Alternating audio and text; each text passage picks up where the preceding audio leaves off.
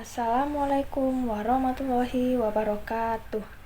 Perkenalkan, nama saya Rosita Herlinda dengan NIM 20230110800113 dengan mata kuliah Kajian Kurikulum dan Buku Teks, dosen pengampu Inang Irma Reskilah MPD.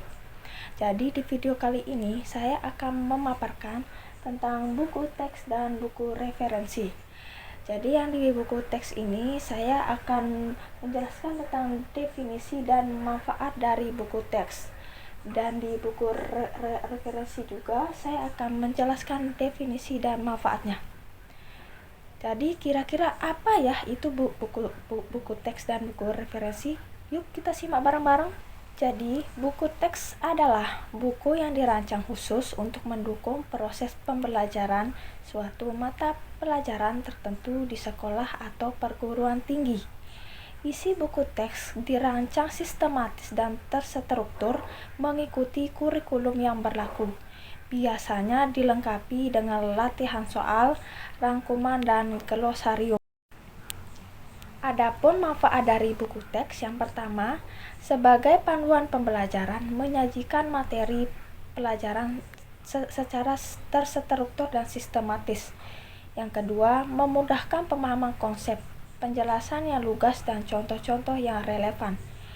Yang ketiga, memfasilitasi latihan dan evaluasi. Terdapat latihan soal dan kuis untuk menguji pemahaman. Yang keempat, menyediakan referensi utama, sumber utama bagi siswa dalam mempelajari suatu mata pelajaran.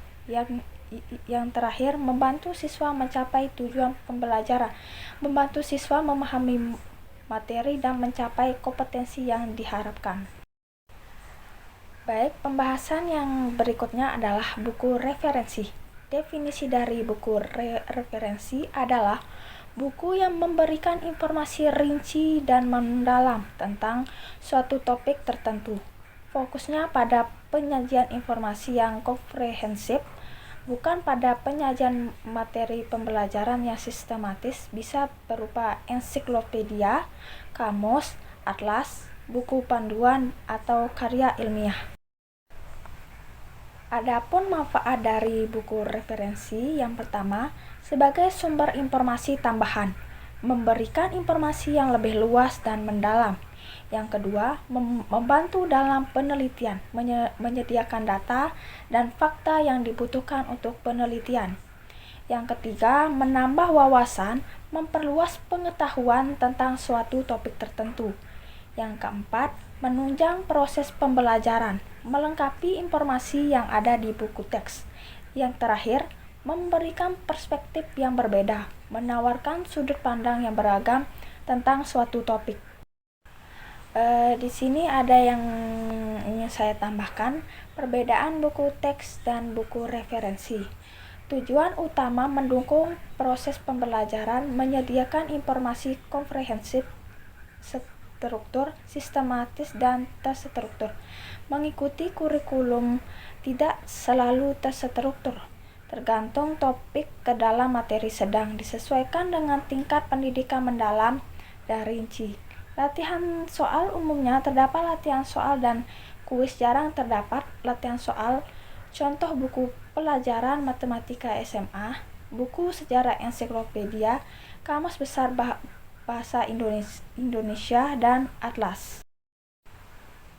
Jadi kesimpulannya adalah buku teks dan buku referensi memiliki peran yang berbeda dalam proses pembelajaran. Buku teks berfungsi sebagai sumber informasi tambahan yang memperkaya pemahaman. Keduanya saling melengkapi dan penting untuk keberhasilan proses belajar.